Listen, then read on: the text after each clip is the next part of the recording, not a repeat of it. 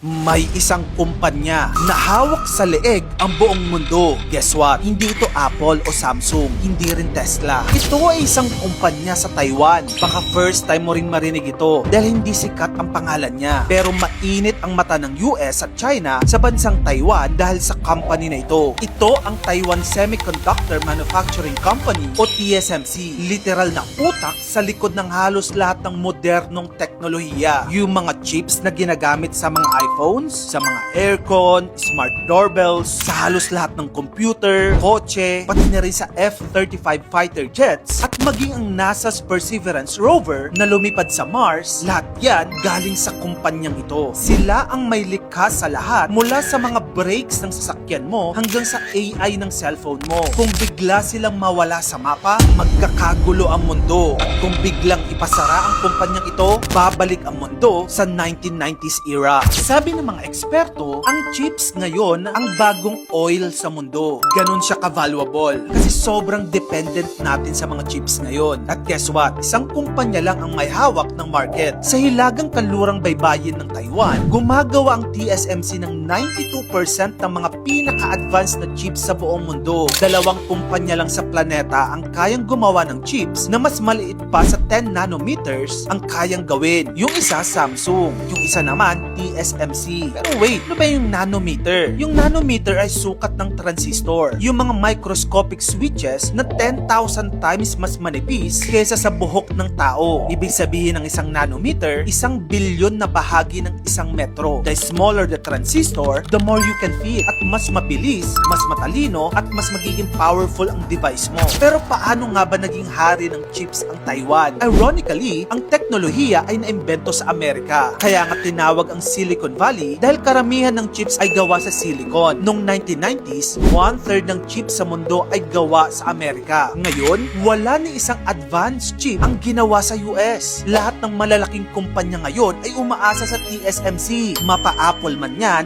Intel, Qualcomm, AMD, Nvidia, Huawei, Tesla, lahat hawak sa leeg ng TSMC. Hindi kasi madaling gumawa ng ganitong chip. Kung titignan mo yung chip na to, parang kasing laki lang ng kuko mo. Pero kung i-zoom in mo ng i-zoom in yan, nako, may 50 billion transistors yan. Gawa ito sa silicon wafers na parang manipis na salamin na ginagawang microchip. Dapat naka-protective gear ang mga empleyado. Kasi kahit isang butil ng alikabok lang, pwedeng masira ang buong batch. Na ang presyo, nako, milyong-milyong dolyar. Ang paggawa nito ay parang 75 layer ng cake. Layer after layer ng copper, silicon at chemical na umaabot ng 3 buwan bago matapos ang isang batch. At sa prosesong niya, TSMC ang naging expert. Wala ni isang kumpanya sa mundo ang kayang gawin ang ginagawa nila. Pero ngayon, komplikado ng sitwasyon. Nasa gitna ng gyera sa teknolohiya ang TSMC sa pagitan ng China at United States. Ang TSMC ang pinakamahalagang chip maker sa buong mundo. At ang China at US ay parehong umaasa sa kumpanyang ito. Kaya sa gitna ng political tension, sinasabi ng mga analyst na kung sino man ang makahawak sa Taiwan ay siya ang magiging hari ng mundo. Kaya naman ang China talagang pinipilit na maangkin ang bansang ito. Samantala ang US, todo buhos ng pera para protektahan ang bansang ito mula sa pananakop. Sa madaling sabi, habang tumitibay ang mga chips, lalong umiikot ang mundo sa iisang kumpanya. At sa likod ng lahat ng gadgets, cars at rockets, may nakatagong 4 na letra lang, TSMC. Kung gusto mo pa ng mga ito pang informational contents, dito lang yung channel ko kaya follow ka na. Subscribe ka na rin sa aking YouTube channel. Yun lang, maraming salamat sa panonood mga kamagkano.